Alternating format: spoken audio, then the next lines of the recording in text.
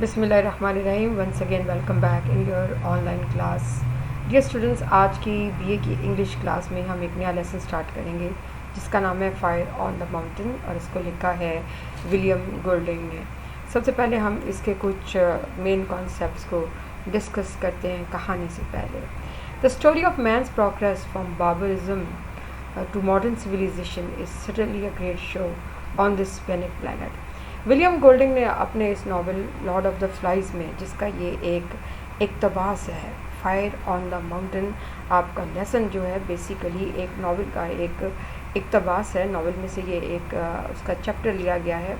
یہ کہانی ہم بعد میں ڈسکس کریں گے، لیکن پہلے اس کا مین آئیڈیا جو ہے اس کو ڈسکس کر لیا جائے تو بہتر ہوگا. یہ کہانی آپ کو یہ بتاتی ہے، ولیم گولڈنگ نے اپنے اس لیسن میں، ناول میں یہ ثابت کیا ہے کہ آدمی کی جو سٹوری ہے ترقی کی، وہ باربرزم سے لے کر جدید سویلائزیشن تک، ماڈرن سویلائزیشن تک ایک شو ہے کہ آدمی نے اپنا ارتقائی سفر جو ہے وہ بربریت کے زمانے سے آغاز کیا، جب وہ غاروں میں رہتا تھا اور وحشی جانوروں جیسی وہ زندگی گزارتا تھا. مہذب دنیا سے اس کا دور کا واسطہ نہیں تھا. لا قانونیت ہوا کرتی تھی، قانون، قاعدے، جو اصول ہیں، اس ٹائپ کی کوئی بھی چیز اس کی دنیا میں وجود نہیں رکھتی تھی. کرۂ ارض پر آدمی جو تھا وہ ایک سیوج یا بروٹ کی زندگی گزار رہا تھا، لیکن کہ وقت کے ساتھ ساتھ وہ ترقی کرتا چلا گیا، غاروں سے نکلا، ٹھیک ہے، معاشروں میں آ کر آباد ہوا، اور معاشروں سے ترقی کرتے ہوئے وہ جدید قوم، ملک اور تہذیبوں کے اندر اس نے زندگی گزارنا شروع کر دی. اگر ہم انسان کی اس ایولیوشنری پروگریس کو، پیریڈ کو دیکھیں تو ہمیں یہ لگتا ہے کہ آدمی کا جو ایولیوشنری پیریڈ ہے، ارتقائی جو دور ہے، وہ باربرزم سے سٹارٹ ہوتا ہے اور آ کے ماڈرن سویلائزیشن پر ختم ہو جاتا ہے. تو growth of civilization made the man civilized. اب یہ کہ آدمی غیر مہذب تھا، قوانین، اصول سے واقف نہیں تھا، اس کی زندگی پر کوئی ریسٹرکشن نہیں تھی، ٹھیک ہے، کوئی ریسٹرکشن، کوئی پابندی نہیں تھی اس کے اوپر. لیکن جیسے جیسے انسان مہذب ہوتا چلا گیا، اس کے اوپر پابندیاں جو ہیں تہذیب نے لگانا شروع کر دی. تہذیب کہتے ہیں رہن سہن کے عملی طور طریقے. تہذیب و ثقافت جو ہے وہ رہنے سہنے کے طور طریقوں اور اصولوں کا نام ہے، جن کے تحت لوگ جو ہے مہذب معاشروں میں زندگی گزارتے ہیں. لیکن انسان جیسے جیسے مہذب ہوتا چلا گیا، سویلائزیشنز دنیا کے مختلف حصوں میں وجود میں آنے لگی، ویسے ہی سائنس اور ٹیکنالوجی جو ہے وہ ترقی کرتی چلی گئی. جیسے جیسے سائنس اور ٹیکنالوجی نے ترقی کی، آدمی کا علم بڑھتا چلا گیا، ٹھیک ہے، اور وہ ٹیکنالوجی کو استعمال میں لا کر اسے اپنی زندگی کو پورا آسائش بناتا چلا گیا. لیکن ان تمام آسائشات اور سائنس اور ٹیکنالوجی کی ترقی کے ساتھ اس کی جو آزادی ہے وہ چھن گئی، اور وہ کیا ہوا، ریسٹرکٹڈ ہو گیا. اس کے اوپر پابندیاں جو ہیں عائد ہونا شروع ہو گئی. یعنی آدمی جب وحشیانہ زندگی گزار رہا تھا، کوئی قاعدے قانون اس کی زندگی میں نہیں تھے، وہ آزاد تھا، ٹھیک ہے، اور نہ ہی وہ مہذب معاشروں میں رہتا تھا. لیکن تہذیب و ثقافت کے آ جانے سے آدمی کی زندگی جو ہے وہ ریسٹرکٹڈ ہو گئی، اور اس پر پابندیاں لاگو ہوتی چلی گئیں. لیکن اگر آپ آئرونیکلی اس سارے معاملے کو دیکھیں تو آدمی جو ہے آج بھی، رائٹر یہ کہنا چاہتا ہے کہ اس کے اندر ایک اینیمل انسٹنکٹ پائی جاتی ہے، ایک حیوانی جبلت پائی جاتی ہے. وہ پابندیوں کو پیچھے چھوڑ دینا چاہتا ہے، وہ پابندیوں سے آزاد زندگی گزارنا چاہتا ہے. But ironically the advancement of civilization could not kill in man the animal instinct to be free of restriction. لیکن اگر آپ قسمت کی سطح ظریفی دیکھیں تو آدمی آج بھی مہذب معاشروں میں رہ کر اپنی جبلی جو خواہش ہے، جو بائی برتھ اس کے اندر جو خواہش ہے، جبلت کوئی ایسی چیز ہوتی ہے جو خواہش کو کہتے ہیں، جو بائی برتھ انسان کے اندر موجود ہو، اسے سیکھنا نہیں پڑتا. آدمی کی یہ جبلی خواہش ہے، ٹھیک ہے، انسٹنکٹیو ڈیزائر ہے کہ وہ کیا ہے، کہ وہ کیا کرے کہ وہ آزاد زندگی گزارے، اس کے اوپر پابندیاں نہ ہوں. Man taken away from the checks of civilisation even for a short period of time will degenerate into reckless brutes of the remotest past. Writer اپنے اس novel Lord of the Flies اور اس کے اس extract fire on the mountain جو آپ کے بک میں شامل ہے، اس میں یہ بات ثابت کرتا ہے کہ انسانوں کو اگر ہم چیکس آف سویلائزیشن، تہذیب کی پابندیوں سے دور کسی جنگل میں اگر لے جا کر چھوڑ دیں تو آج کا پڑھا لکھا، انتہائی مہذب، ترقی یافتہ انسان جو ہے وہ آدمی ریکلیس بروٹ کے طور پر ڈی جنریٹ ہو جائے گا. یعنی آج کا مہذب آدمی جو بہت زیادہ سویلائز سوسائٹی میں رہنے کا عادی ہے، بات پر قدم پر رولز کو فالو کرتا ہے، اگر اس جدید پڑھے لکھے سائنس اور ٹیکنالوجی کے دور میں رہنے والے انسان کو ہم لے جا کر جنگلوں میں اگر کھلا چھوڑ دیں تو یہ آج کا انسان قدیم ماضی بعید کے جو وحشی لوگ تھے، جو وحشیانہ زندگی بسر کرتے تھے، ان کی طرح بہیو کرنے لگے گا. یعنی معاشرے سے دور جانے کے بعد معاشرے کے قوانین جو ہیں وہ معاشرے میں رہ جائیں گے. جنگل میں جب انسان دوبارہ مہذب معاشرے سے لے جا کر جنگلوں میں چھوڑ دیا جائے تو وہ پھر اپنے اسی قدیم دور، ابتدائی دور جہاں سے اس نے اپنی زندگی کا آغاز کیا تھا، سویلائزیشن اور سائنس کی ترقی کی طرف، وہ دوبارہ سے اپنی زندگی ویسے ہی گزارنا شروع کر دے گا، ویسے وہ وحشیوں کی طرح بہیو کرے گا.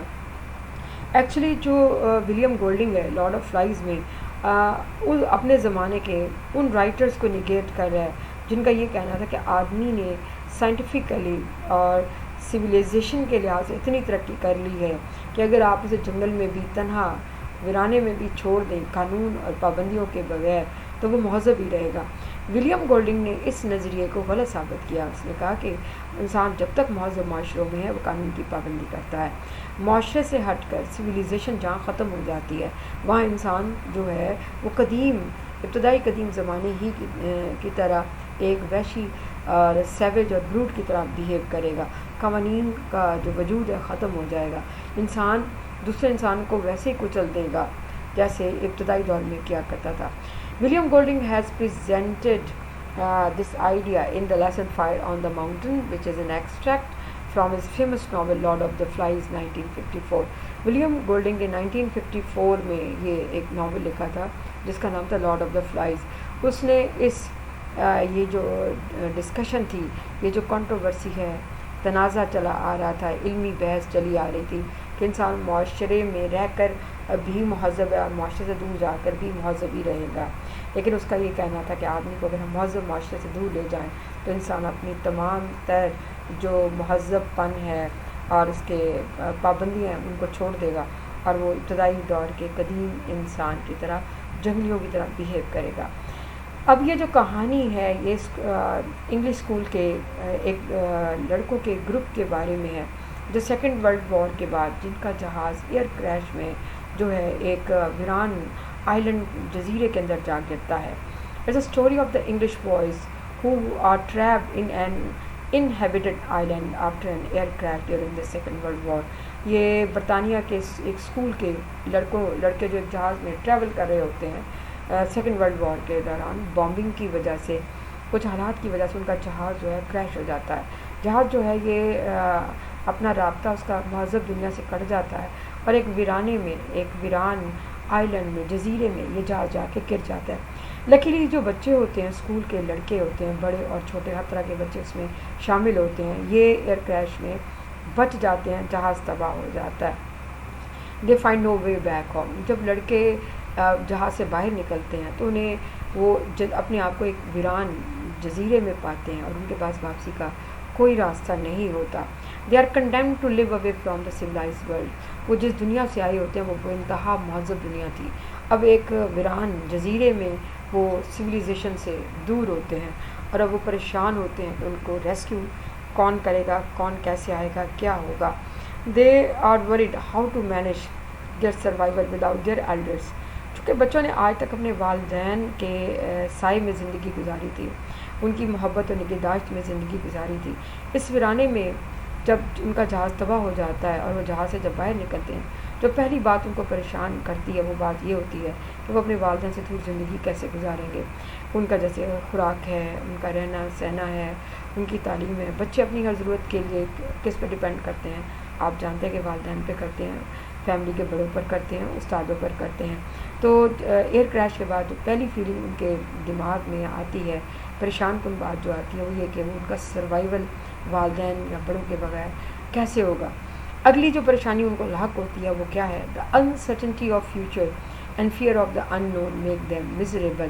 اب کیا ہوگا، فیوچر کیسا ہوگا، انسرٹنٹی بے یقینی ہوتی ہے، اینڈ فیئر آف دا ان نون، کوئی بھی ان نون بات ہو سکتی ہے. یہ بات جو ہے uncertainty of future and fear of the unknown یہ دو باتیں جو ہوتی ہیں ان لڑکوں کو جو کہ ایک اسکول کے بچے ہوتے ہیں جن میں سینئر بھی ہوتے ہیں جونیئر بھی ہوتے ہیں ان کو ڈرا دیتے ہیں. یہ بات ان کے لیے پریشان کن ہوتی ہے کہ اب کیا ہوگا, اب وہ کیا کریں گے, کیسے زندگی گزاریں گے, یا دوسروں سے رابطہ جو لوگ ہیں جو ان کو بچانے آئے ہیں ان سے کیسے رابطہ ہو سکے گا. After the air crash Ralph behaves like a leader. اس بچوں کے اس گروپ میں جو کہ اس جہاز سے ایئر کریش ہونے والے یا حادثے کا شکار ہونے والے جہاز سے باہر آتا ہے, ان میں ایک لڑکا ریلف سب سے بڑا ہوتا ہے.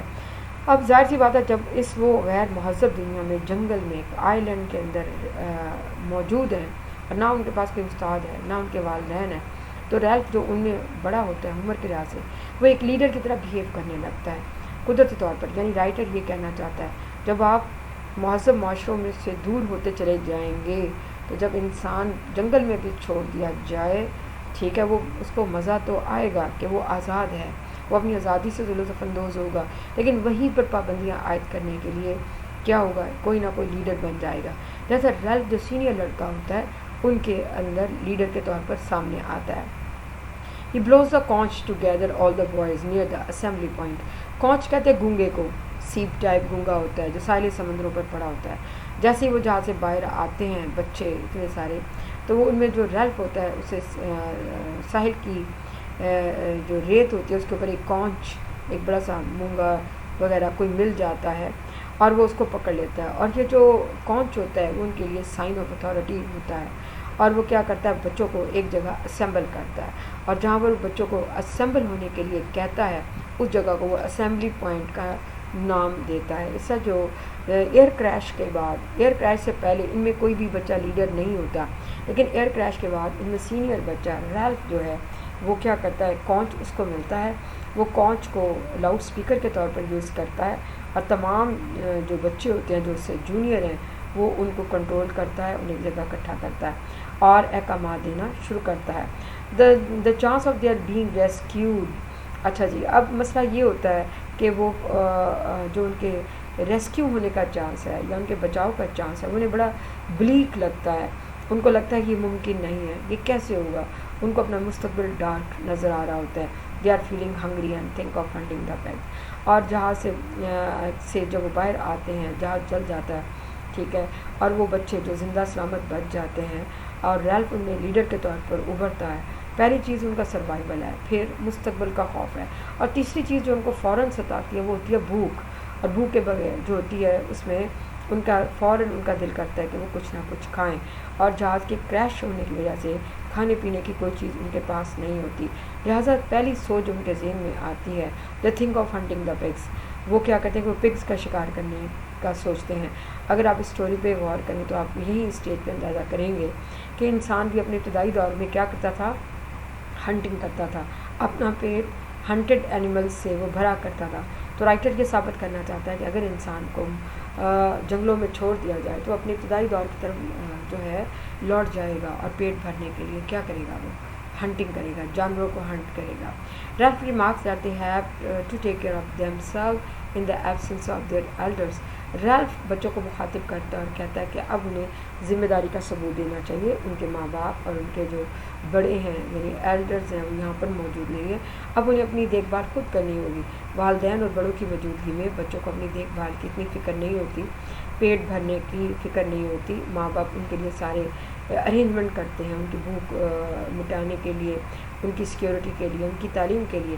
تو ریلف چونکہ ان میں بڑا ہوتا ہے اور وہ لیڈر بن کر ابھرتا ہے تو وہ انہیں کیا ثابت کرتا ہے کہ اب انہیں آگاہ کرتا ہے کہ اپنی ذمہ داری کا خود احساس کرنا ہے. The conch becomes a symbol of authority. یہ کونچ جو کہ ریلف کے ہاتھ میں ہوتا ہے سمبل آف اتھارٹی ہے, وہ پاور کی علامت ہے. وہ اور ریلف جو ہوتا ہے وہ اناؤنس کرتا ہے کہ جس نے بھی بات کرنی ہوگی وہ کونچ کی مدد سے کرے گا, کونچ ہاتھ میں لے گا, اور جب وہ بات کر رہا ہوگا تو دوسرا جو ہے اس میں انٹرفیئر نہیں کرے گا. اس سے اس کے ہاتھ میں موجود جو کونچ ہے وہ اس کی لیڈرشپ کو شو کرتا ہے. نیکسٹ ہے anyone who wants to speak with take the کونچ.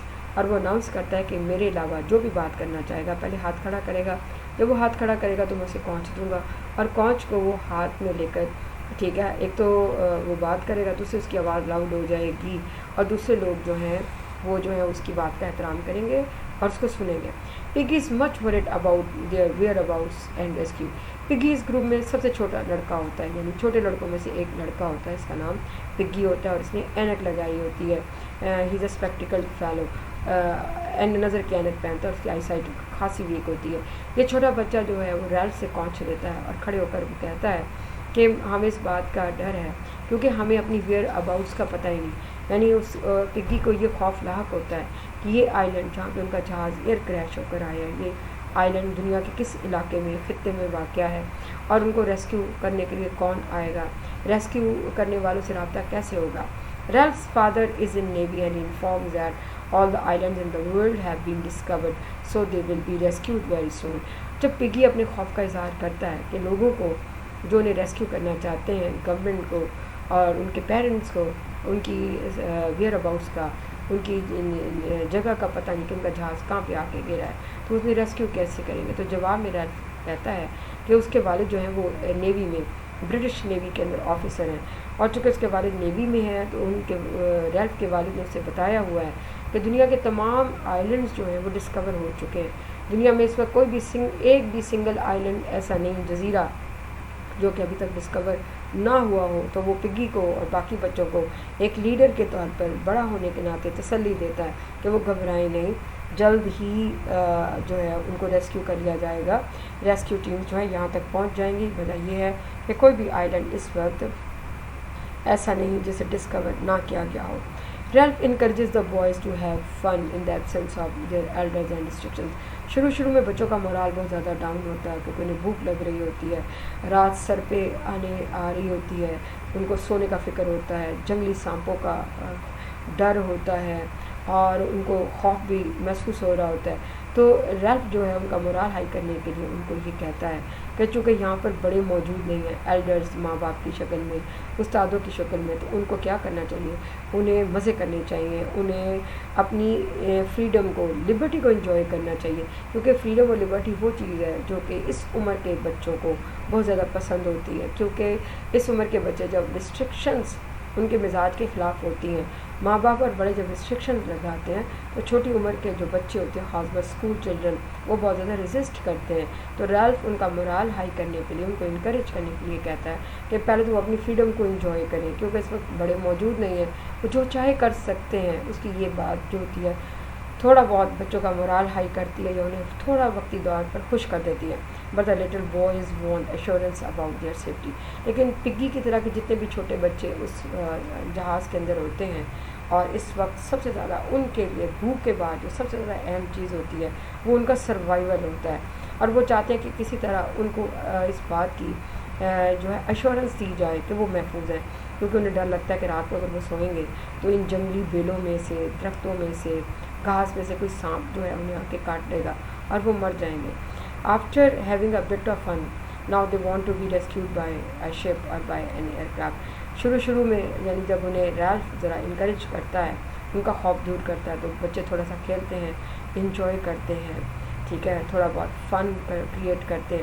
لیکن جب وہ تھک جاتے ہیں تو پھر لاسٹ بات پھر جو ان کو ستاتی ہے وہ یہ ہے کہ کوئی بھی بحری جہاز یا ہوائی جہاز ان کو ریسکیو کرنے کے لیے اس ان نون آئلینڈ پر کیسے پہنچے گا, کس طرح ان کا رابطہ ہو سکے گا.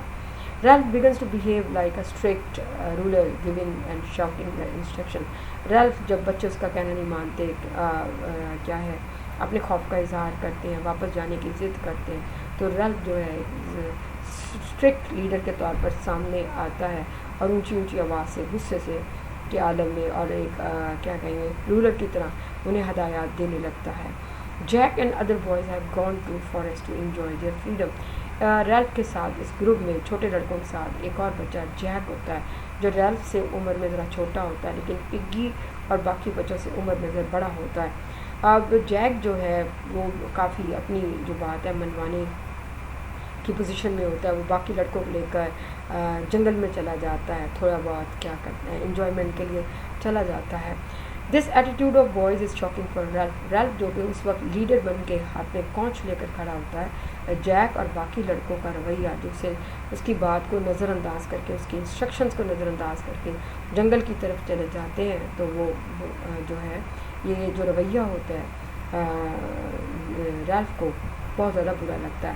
بعد میں جب لڑکے جنگل میں چلے جاتے ہیں ہنسی مذاق کرنے کے لیے تو کیا ہوتا ہے کھیلنے کودنے کے لیے, تو پیچھے جو رہ جاتے ہیں وہ رالف اور چھوٹا بچہ پگی ہوتا ہے. The boys bring a pile of wood to lit a fire on the mountain. لیکن یہ ہے کہ لڑکوں کے ذہن میں سڈن یہ آئیڈیا آتا ہے کہ اگر انہوں نے جہاز کو, ہوائی جہاز یا بحری جہاز کو متوجہ کرنا ہے تو انہیں پہاڑ کی چوٹی پر قریبی ماؤنٹین کے ساتھ جو پہاڑ ہے وہاں پر انہیں آگ جلانی ہوگی اور دھواں پیدا کرنا ہوگا تاکہ کوئی بھی بحری جہاز یا ہوائی جہاز اس طرح متوجہ ہو اور ان کو ریسکیو کیا جا سکے. But they are shocked that they have no match in the wood, that they have no match to burn the fire in this deserted island. لیکن جب وہ لکڑیوں کا کٹھا کر کے لے آتے ہیں ریلف کے کہنے کے اوپر تو یہ ہوتا ہے کہ اب مسئلہ یہ پیدا ہوتا ہے کہ ان کے پاس ماچس نہیں ہوتی کہ کس طرح آگ لگائیں گے لکڑیوں کے گٹھے کو, کیونکہ آگ لگائیں گے تو دھواں بنے گا. آگ کو دیکھ کر یا دھوئیں کی وجہ سے کوئی نہ کوئی بحری یا ہوائی جہاز جو ہے ان کی طرف متوجہ ہوگا. اس یعنی جنگل کے ماحول میں, اس آئلینڈ میں جو ڈیزرٹڈ آئلینڈ ہے, ویران بنجر آئلینڈ ہے, یہاں پر ان کے پاس ماچس نہیں ہوتی کیونکہ مہذب معاشروں میں لوگ ماچس کی جو تیلی ہے میچ سٹک یوز کرتے ہیں آگ جلانے کے لیے. اب اس جنگل میں مہذب معاشروں سے دور یہ مہذب بچے جو کہ ایک بڑے کیا کہیں گے ٹاپ کلاس اسکول کے اسٹوڈنٹ ہوتے ہیں ان کے پاس آگ جلانے کے لیے کوئی ذریعہ نہیں ہوتا. اب وہ سوچتے ہیں کہ آگ کیسے جلائی جائے. The boy suddenly get the idea and they bounce at Piggy who is wearing glasses. اب لڑکوں کے ذہن میں اچانک ایک آئیڈیا آتا ہے اور جو جیک ہوتا ہے آنکھ کے اشارے سے رالف کو یہ بتاتا ہے کہ پگی نے نظر کی اینک پہنی ہوئی ہے, کیوں نہ اس کی اینک کو یوز کیا جائے. اور ڈیئر اسٹوڈنٹس آپ کو بھی پتہ ہوگا کہ یہ جو شیشہ ہوتا ہے اگر اسے خاص اینگل سے اگر آپ سورج کی روشنی میں رکھیں تو سورج کی روشنی ایک خاص اینگل سے زاویے سے جب اس شیشے کے اوپر پڑتی ہے تو آگ لگ جاتی ہے, ٹھیک ہے نا. تو یہ کہ اس کا تجربہ آپ خود بھی کر سکتے ہیں. جیسے ہی جیک سگنل دیتا ہے کہ پگی نے اینک پہنی ہوئی ہے سارے لڑکے جو ہوتے ہیں پگی کی طرف جھپٹتے ہیں. Piggy cries when the bigger boy snatches glasses to lit the pile of wood. Piggy جو ہے رونے لگتا ہے, چیخنے لگتا ہے جیسے ہی تمام لڑکے خاص طور بڑے لڑکے جو ہوتے ہیں اس کی اینک کے اوپر جھپٹتے ہیں اور کیا کرتے ہیں کہ اس کی اینک چھین کر اس کے چہرے سے اتار کر اس کو دھوپ میں رکھتے ہیں اور اس کے اندر سے سورج کی روشنی گزار کے آگ لگانے کی کوشش کرتے ہیں. اور جب کہ پگی کی نظر کمزور ہوتی ہے تو پگی جو ہے اینک یعنی ٹوٹنے کے ڈر سے چھینے جانے کی وجہ سے رونے لگتا ہے. All the boys laugh ghastly at the sight of Piggy. اب پگی کے رونے پر سارے کے سارے لڑکے وحشانہ انداز سے کیا کرتے ہیں ہنسنا شروع کر دیتے ہیں. پگی کی حالت انہیں ہنسا رہی ہے. پگی اپنے آئی سائٹ آنکھوں کی کمزوری اور یہ کہنا کہ چھیننے پہ رو رہا ہے اور وہ اس کے رونے کے اوپر ہنس رہے ہوتے ہیں. یعنی آپ دیکھ سکتے ہیں کہ لڑکے جب جو ہی معاشرے سے دور ہوتے ہیں, سویلائزیشن سے دور ہوتے ہیں, سویلائزڈ ہیبٹس کو چھوڑ دیتے ہیں اور ان سویلائزڈ ہیبٹس شو کرتے ہوئے ہنسنے لگتے ہیں. Ralph burns a fire by letting the sun rays pass through the Piggy's glasses. جو ریلف ہوتا ہے وہ اس پگی کی اینک کو دھوپ میں اس طرح رکھتا ہے کہ سورج کی روشنی ایک خاص نقطے سے گزر کر جو لکڑیاں ہیں اس کو آگ لگا دیتی ہے. All the boys start dancing jubilantly when they see the fire and smoke going upward. اب پرانے زمانے کے وحشیوں کی طرح لڑکے بھی جب آگ کو دیکھتے ہیں, دھوئیں کو اوپر جاتے ہوئے دیکھتے ہیں تو وہ کیا کرنے لگتے ہیں, خوشی سے جھومتے ہوئے ڈانس کرنے لگتے ہیں اور وحشی درندوں کی طرح بیہیو کرتے ہیں. But Ralph gives order to the boys to bring more wood to keep the fire burning. اب یہ جو ہوتا ہے کہ آج جتنی لکڑیاں وہ جنگل سے لائے ہوئے ہوتے ہیں وہ ختم ہو جاتی ہیں اور ریلف ان کو حکم دیتا ہے کہ واپس جاؤ اور لکڑیوں کو لے کے آؤ. All the boys refuse to bring more wood because they are tired now. اب لڑکے جو ہیں وہ تھک چکے ہیں اور لکڑیاں نہیں لانا چاہتے, انکار کر دیتے ہیں.